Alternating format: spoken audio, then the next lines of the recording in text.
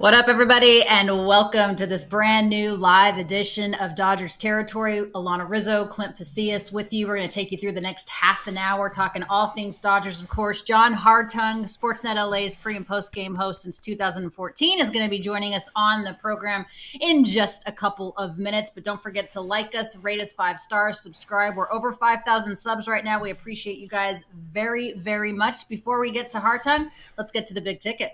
Let's do it.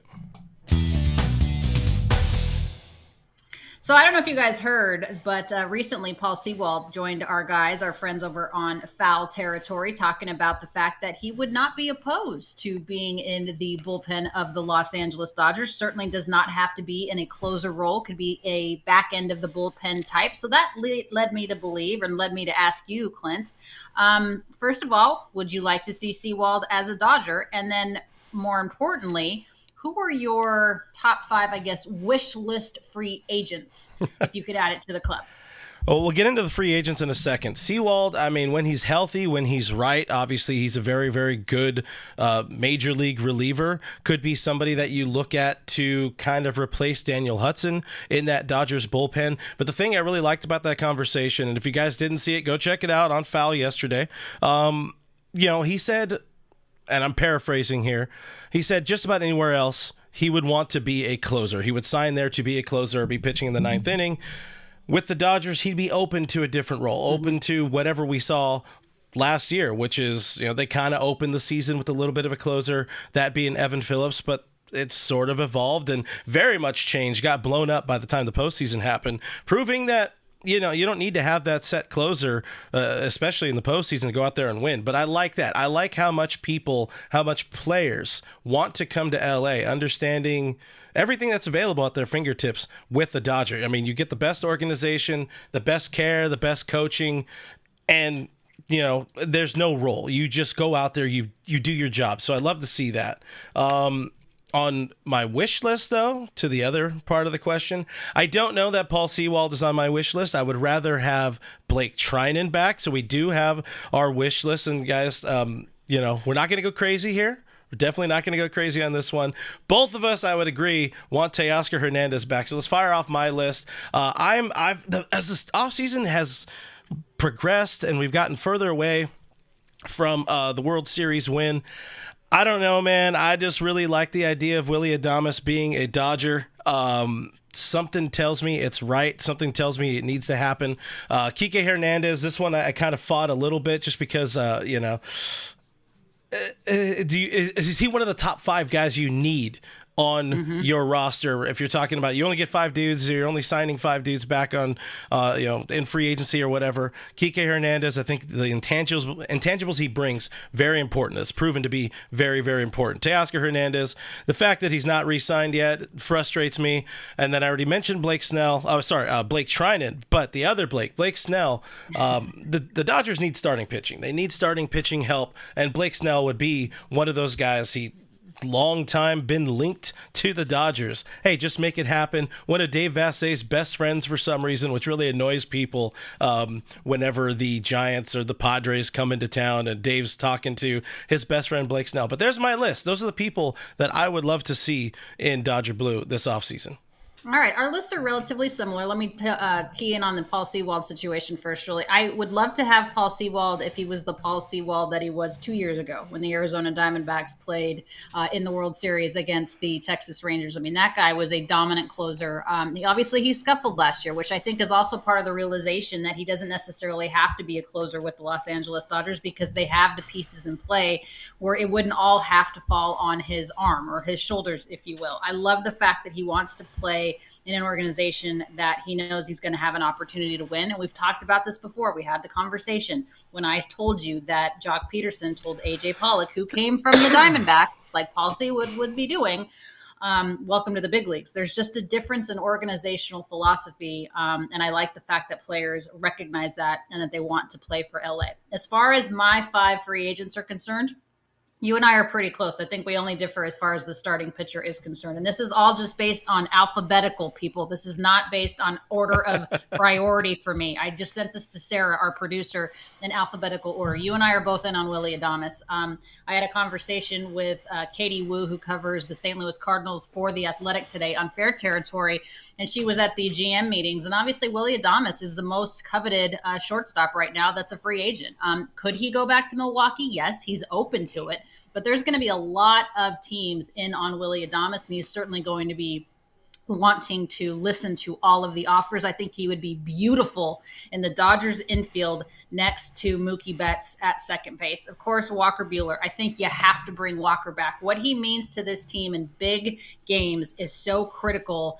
And I think having the last couple of outings that he has, and really all of Walker's postseason numbers, has led him to believe that he's back, right? That's like that mental is kind of finally matching the physical. Yeah. And Walker has the cojones that you need in that starting rotation, and you know he's going to be able to shove for you. So Walker's on there for me too.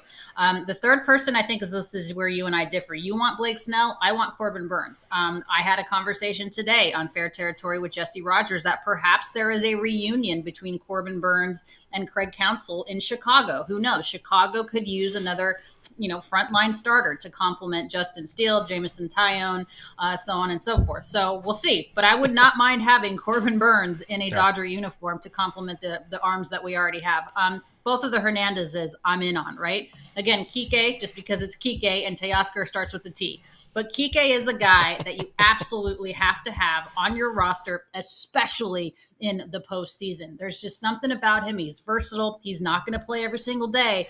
But when it matters the most, you have Kike Hernandez. He's to me, one of the most important pieces that the Dodgers have had in all of their postseason runs. So he can play the outfield. He can play the infield. When the game gets out of hand, he's going to be the guy pitching for you, that type of guy. But in the postseason, I think he's so important. Teoscar, to me, speaks for himself, right? Like Teoscar really carried the Dodgers offensively, not named Shohei Ohtani, carried the Dodgers offensively, particularly in the first half of the season. I mean, he played a really good right field. He was unbelievable offensively. He wants to be in LA. He's so emotional about it. He bet on himself. I think the Dodgers should reward him because he's a very good right fielder. Not going to give you Juan Soto offensive numbers, but again, we've talked about this at length. We don't need to go into it again. But I think you could get three really good players for what you're going to have to pay Juan Soto. So there's my coveted wish list of free agents as far as that is concerned. With the unknown, though, of Kershaw in terms of health and the two surgeries, one on his knee, one on his foot, should we prioritize getting a lefty in the starting rotation? Yeah, that's kind of where I've been at when I'm looking at who the Dodgers should bring in. I just talked on my channel on Monday night about bringing in Garrett Crochet. I mentioned it here on DT last week. The idea of maybe moving Mookie Betts back to the infield spells a future trade for Gavin Lux, knowing the White Sox are looking for position players in a return for somebody like Garrett Crochet. Crochet is one of those guys. Max Fried is one of those guys. Blake Snell is one of those guys. Crochet and Snell have punch. We know strikeout. We know punch plays in the postseason. I like the idea of having a lefty in there. Somebody, Jen Abbas in the chat asking about Sean Manaea. I don't want a journeyman. I wouldn't want somebody who's not going to, I don't want another James Paxton type where they're going to just kind of jettison him at the trade deadline or something like that. I'd rather have somebody who could be a game 3 starter, a game 2 starter if you need in the postseason.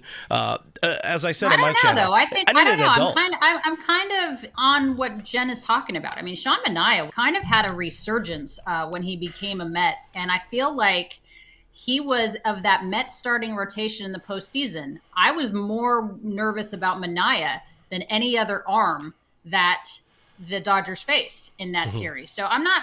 I mean, I think Manaea's. I mean, he is a free agent. Obviously, I don't think. Did they offer him a qualifying offer? I don't even know if they did. But I don't think so. But that would be a lot of money because I think he signed on only like an 8 or $13 million deal or something like that. So to get that pay raise to $21 million, he definitely would have taken that qualifying offer in a heartbeat, which I think those are due Tuesday or something like that. I mean, it's Qualifying like offers. what 21.5 million or Yeah. something like that. It just seems though that pitchers pitch better when they get to LA. There's something about the LA organization that they seem to be able to just allow guys to be themselves.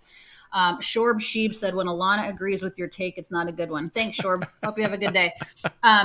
But there's something about the LA organization that they just allow guys to be themselves and pitch to their strengths and be who they are. They don't really try to change people too much. So who knows? Again, I just think that we definitely need another starter, but I agree with you on the handedness, if you will. So maybe Corbin Burns isn't the answer. Although if you have good left-right splits, it doesn't matter if you are left-handed or right-handed.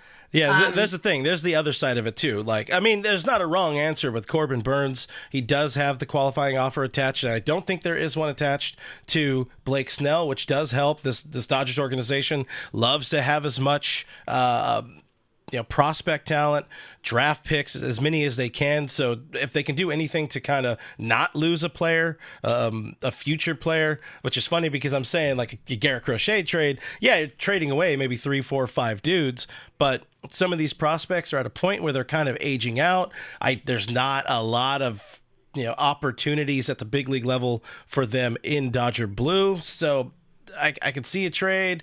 Crochet is super cheap. I think it'll be more in line with what we saw last year and the Tyler Glasnow trade rather than them ponying up for another big name free agent. That's my prediction. That's what I'm seeing. I don't think Andrew Friedman and company want to spend a lot more money. I don't think Mark Walter wants to spend a lot more money.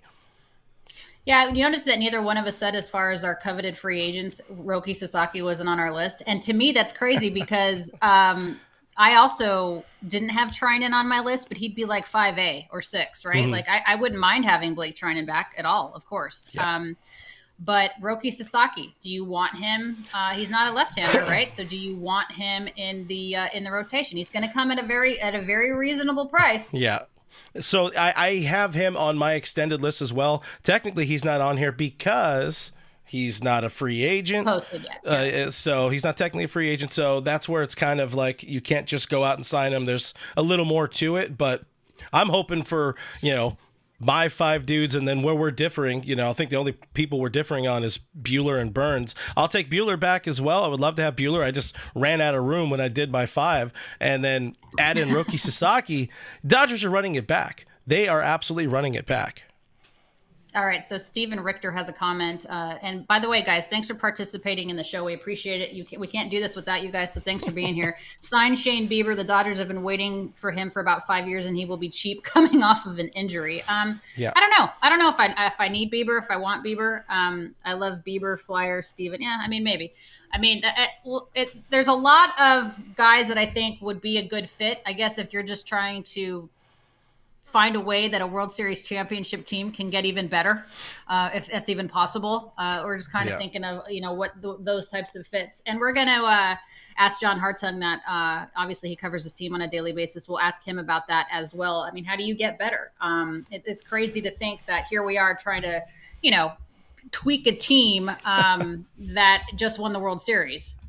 But it was a team that had some problems entering the postseason, especially pitching. By far, the number one problem. That was your big concern all season last year. Even the earliest months of the season, you had that big concern. And my God, did it show up by the time October rolled around. So you need to have enough bodies there. And yeah, they'll have some guys coming back. We know Tony Gonsolin's coming back somewhere down the road. Emmett Sheehan, somewhere down the road. Clayton Kershaw. Dustin May. You don't know what Dustin May is going to be. He's barely pitched as a big leaguer over the last couple of years. Well, you and I talked about it. Would you put May in the bullpen? I'm not opposed to Dustin May in the bullpen. I think his future as a big leaguer is in the bullpen. Nasty. I mean, he has absolutely nasty stuff with that 2-seamer. Just have him focus on 2 pitches. Let it eat while you're out there. 3 outs, 6 outs, and dive, whatever it is. You don't need to try to extend to 4, 5, 6 innings. I think that's his real future here, and being part of that. Yeah. If maybe Blake Trinan doesn't come back, he can be an option there late in a game, or Dan Hudson replacement again. they're going to build him up. When by the time spring training rolls around, he will be built up. He will be, starting games in spring training. But I don't know that his long-term future. Like when we talked to Mark Pryor last, April or whenever he joined us on the show, Mark had told us that whatever the team need is at the time is what Dustin May will do. And I think it'll be a lot more of the same in 2025. By the way, the New York Mets did offer Sean Manaea the qualifying offer at $21.05 million. Obviously, he rejected that because he wants to, he wants to try he wants to take his talents to that free agent market. So there you have. Let me ask you this though, as far as a guy that we did not mention, who I believe is a free agent, Tanner Scott. Would you like to see him in the bullpen of the Los Angeles Dodgers over a Trinan or over a Sewald? He was like maybe one of the few bright spots for the Miami Marlins. To the question, yes, absolutely. You want Tanner Scott in your bullpen. Putting on my Andrew Friedman cap, dude doesn't spend on relievers. It's hard for me to see the Dodgers going out and signing a high dollar big name reliever that wasn't already on the team, whether it be, again, Blake Trinan, whether it be maybe a Joe Kelly, something like that. I don't think Joe Kelly comes back. Tanner Scott, unbelievable reliever. I don't think the Dodgers pony up for him. That's just my thoughts on it, though. I understand. I mean, it's so much easier to do this, right? As we sit here behind our microphones, behind our computer, and spend everybody else's money. But whatever Andrew Friedman is doing, let him keep doing it because let him cook. So far he's doing a good job. All right, before we welcome in John Hartung, let's get a couple of words from Eric Kratz and Scott Braun on Storyworth. Let's do it. This holiday season, I want to give a gift to my loved ones that makes them feel special and unique. That gift is Storyworth. Here's how it works. Each week, Storyworth emails your loved one a thought-provoking question that you get to help pick. Things like, what's the bravest thing you've ever done? And what's the farthest you've ever traveled? All your loved one needs to do is respond with a story. Long or short, it doesn't matter. After that year of fun, Storyworth compiles those stories and photos into a beautiful keepsake hardcover book that you'll be able to share and revisit for generations to come. This is the perfect book to pass along at family gatherings or read with your kids. It is beautifully orchestrated by Storyworth, and that's why it has more than 35,000 five-star reviews on Trustpilot, with millions of stories preserved since they were founded over 10 years ago. With Storyworth, I'm giving those I love most a thoughtful, personal gift from the heart and preserving their memories and stories for years to come. Go to storyworth.com/foul and save $10 on your first purchase. That's storyworth.com/foul to save $10 on your first purchase. All right. Thanks to Storyworth for being part of Dodgers territory. And thank you to my friend. I love this man, John Hartung. Started with SportsNet LA the same day.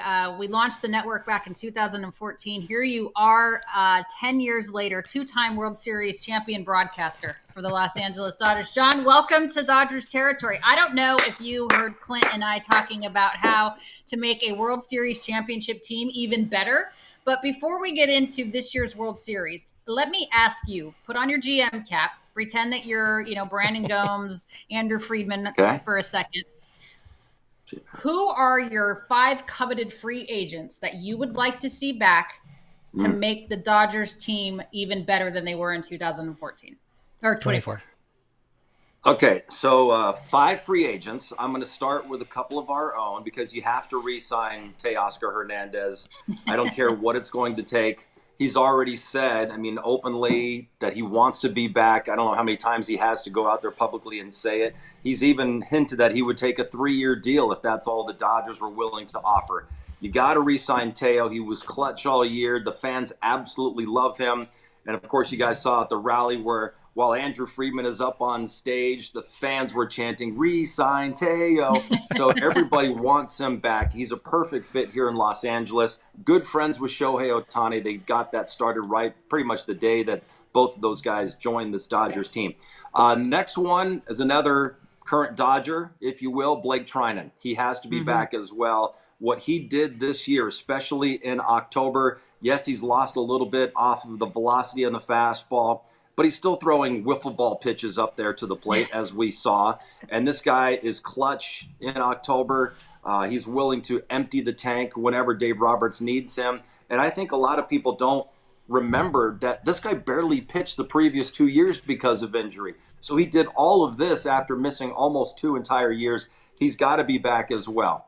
As for guys who aren't Dodgers currently or weren't this past season, I'm going to go with Roki Sasaki, obviously the one that everybody's talking about. The Dodgers are going to need to add starting pitching in a big way if they're going to go to a six-man rotation. So Sasaki is obviously the number one. He would be cost controlled. He'd be pretty cheap as well for the next 6 years. And because he would be pretty cheap, that can allow you to go out and spend more money. And you're going to need a left-handed starter in my mind. That's either going to be Blake Snell or Max Fried. I think they could probably get, excuse me, Snell on a little bit of a cheaper price than they could Max Fried. I know Max Fried is from here, and his parents go to Dodger games. They come by when Max is in town, and they say hello to us, and they know that Max would love to be a Dodger, but whether that lines up, I don't really know. I think another one you need, how about Tanner Scott? You're going to need another high leverage arm, maybe a left-hander in that bullpen. Tanner Scott would be a beautiful fit because he can close games. He could be a high leverage guy, 7th, 8th inning, however Dave Roberts wants to use him. Did I use up my 5? Is that 5? You did. If I've got another one, how about this? How about Walker Buehler as a closer? Oh. The night that he closed out the World Series, I turned to Oral and about maybe 20 minutes after the game, and I said, I loved the look on his face and the way he attacked that opportunity. There's that final out right there with Oral wearing Buehler's jersey. He literally picked it off the wall. And no, I wasn't kissing the floor, and I'm embarrassed by that reaction right there. But weird things happen when your favorite team growing up wins a World Series championship. But I turned to Oral like 20 minutes later during a commercial break, and I said, what about Buehler coming back as a closer? And he probably wouldn't want to do this at all. He probably still wants to be a starting pitcher. But I love his makeup. He's never scared. And the way that he dominated that 9th inning against the Yankees and completely fearless. And as I told Buehler at the rally, I said, this, by the way, greatest final out World Series Selly I've ever seen. Just so, like, I'm still that guy. That's kind of what he was saying. I'm still that dude. And I would love to see Buehler back, maybe not as a starter, but as a reliever, as a closer. I mean, just saying.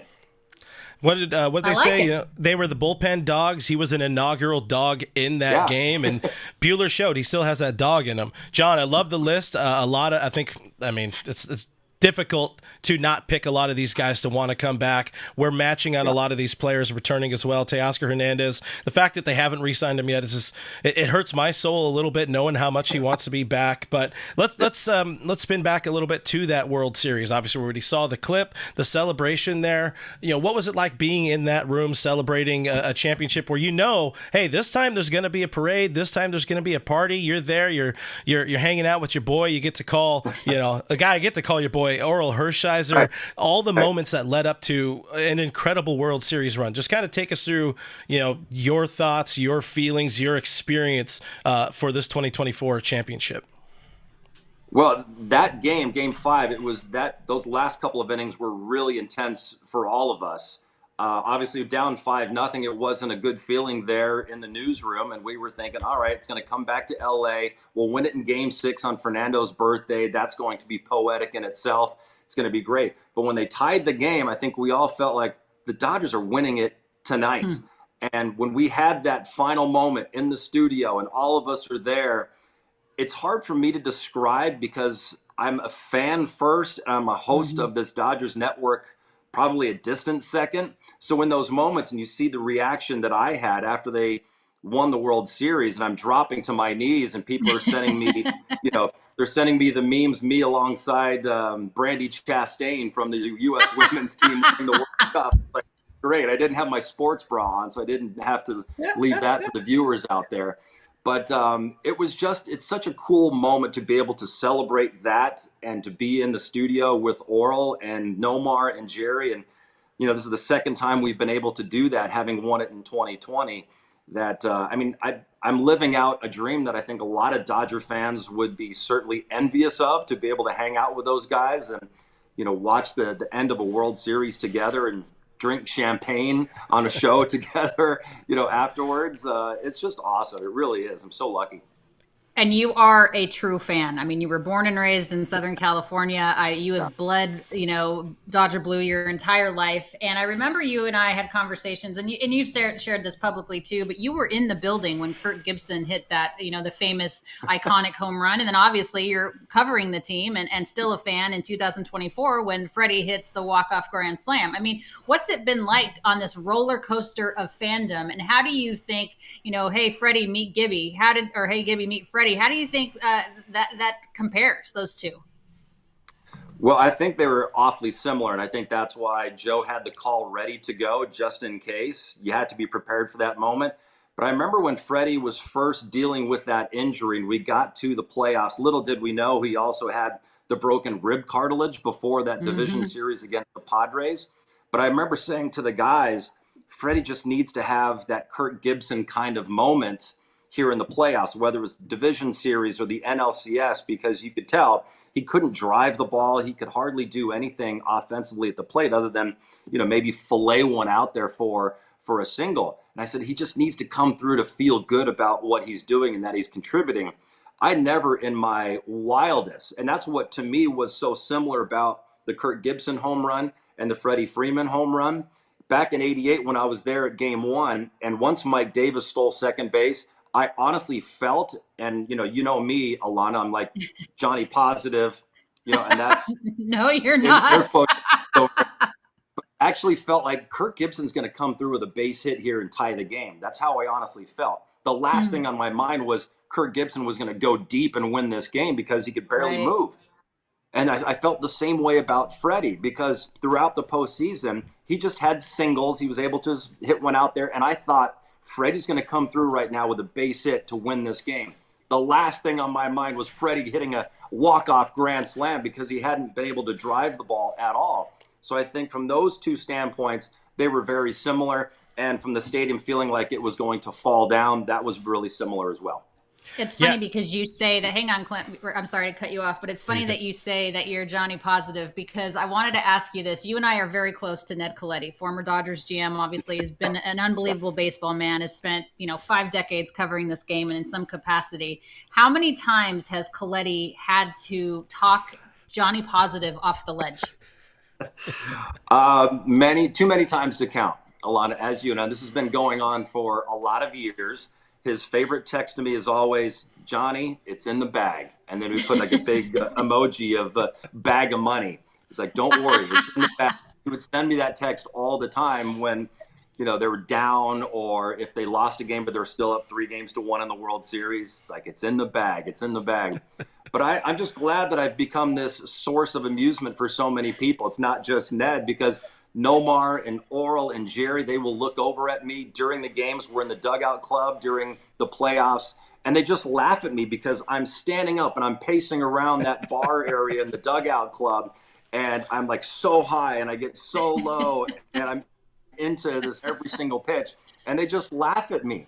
But they also get it. They understand it, and I think Oral has even admitted that he never realized how much the Dodgers meant to the city until he was able to be on this side of it. And he and we went up to the pavilion for the final out of the National League Championship Series against the Mets because we knew we were going to have about a 20-minute delay before we went on the air. And just standing up there on that platform in the pavilion and all the fans being around and seeing their reaction to seeing Oral Hershiser among them and to see the fans' reaction after the final out, he turns to me, he's like, honestly, I didn't realize how much the Dodgers meant to everybody until just now. And I was like, you have no idea. You really don't. And so now I think they can all understand where I'm coming from when I'm just an absolute wreck during all of these playoff games. Yeah, hey, we saw it with the parade as well. This city was hungry to celebrate. They were hungry to see Oral Hershiser wearing the sweater again, to see Ice Cube out. That was my idea, by the way. That was my idea. Always a good idea. I knew he talked about still having that sweater. He talked about that years ago. And I said, Oral, you have to break out the sweater. And he's like, oh, gosh. He's like, it's in a box somewhere. I think I can find it. And like, you have to wear that to open up the show. Dana, find my sweater. Dana, find the sweater. And sure enough, he had it. He found it. So one guy, of course, celebrated really, really hard, was there on the sideline set with you. One guy? Well, there was a number of them. There were a lot of guys. Somebody helped Oral Hershiser get that 6th career postseason save, being Jack Flaherty. One of the more viral moments of the parade of many. Talk through that a little bit. What was that moment like, seeing that from the side of your eye while you're also trying to be a professional and throw to commercial at the same time, and you're like, oh no, what is happening here? Well, we were already kind of prepared for anything like that, because we were almost 4 hours into our parade coverage by that point. So a lot of alcohol had been consumed. And during the commercial break, Walker Buehler came over to us and we were saying, hey, Walker, do you want to come on? He's like, oh, God knows. Like, I'm wasted. I was like, I can't go on TV right now. But so many of the guys were feeling good. And Jack Flaherty was one of them. And Jay Flair wanted to talk with us. And I didn't realize how good he was feeling until he tried to get up out of that director's chair and Oral made that grab and that save, as you like to say. But it was, all the guys were kind of in that same boat. I'm not saying everybody was, smashed or anything like that, but they had a great time on the parade routes, before the parade, during the rally. And it was just great to see them to let loose a little bit. And that was kind of cool, though. Jay Flaherty went viral, and he knows it. I'll go ahead and say it. Flaherty was smashed. Flaherty was smashed. You don't have to say it. Yeah. I'll say this before we let you go, John. For both of you guys, because you were both there in 20, parades are a lot better than Zoom parties. My That's God. Right. Zoom party, I forgot about that. Yeah. Yeah. Oh, man. That was so bad. It took me an hour to get a player. I was in Texas with the team, and it took me an hour to get my first interview in that bubble. And Oral and John and Nomar and everybody's drinking champagne in the studio. And I'm like, someone come talk to me. Anybody. John Hartung, you're about to start your 11th season covering this squad next season. Appreciate you so much as always. Best crew in the game. Thanks for coming on and giving us your insight on what was such a memorable World Series run. Thanks for having me, you guys. Looking forward to a nice short off season for a change and a happy one. Look forward to catching. All right. Thanks, John Hartung on SportsNet LA, pre and post game host since 2014. We appreciate you as always. Time now for Last Licks. Let's do it.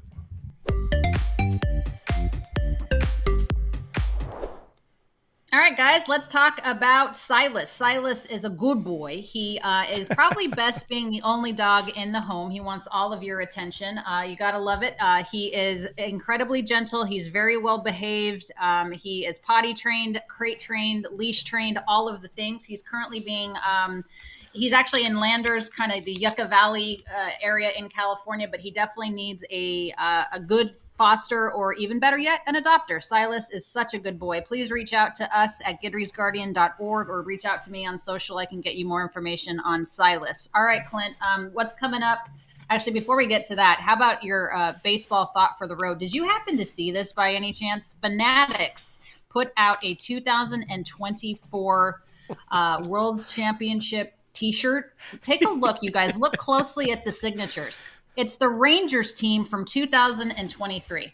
You guys. Yeah. Like, did you not have a second pair of eyes on this bad boy? I see John Gray on there. I see Corey Seager. Close, I guess. Seager was a Dodger. Yeah, that's almost there. I mean, there is a Will Smith on the Dodgers, but it's not the Will Smith from 2023 Rangers. Yeah, that's the incorrect Will Smith there. That's just funny, That's Fanatics dropping the ball once again. They had themselves a hell of a 2024 season. I think they said that they printed out like 184 of those. Fanatics doing what they do best, not taking accountability for the situation. They end up throwing some printer in the UK under the bus. I would love to have one of those 185 units. Just like that. That feels like a treasured item. Some idiot somewhere is going to pay a lot of money for that on eBay or something like that. But they apologize. They say, "Oh, we're so sorry. We'll do better. It'll never happen again." But that's pretty funny. You got see-through pants. You got wrong teams on the shirts. My goodness gracious. Somebody needs some quality control there at Fanatics. All right, what is coming up on All Dodgers with Clint Pasillas? More Dodgers talk tonight, 6 p.m. Pacific time. As long as my voice holds up, we're feeling a little bit better. But guys, tube in, subscribe to the channel there, subscribe to Dodgers Territory. Those are the only 2 channels you should subscribe to on YouTube, Well, I promise you. And foul. Foul and Fair and Tigers Territory and everybody that is a part of the Foul Territory family. We thank you guys so much for being here. Clint and I will be back with a fresh episode of Dodgers Territory on Monday at 12 p.m. Pacific, 3 p.m. Eastern. Thanks to the great John Hartung for joining us. And thank you guys for being a part of the show. Like, subscribe, rate us 5 stars. We will see you on Monday. Go Dodgers. Bye.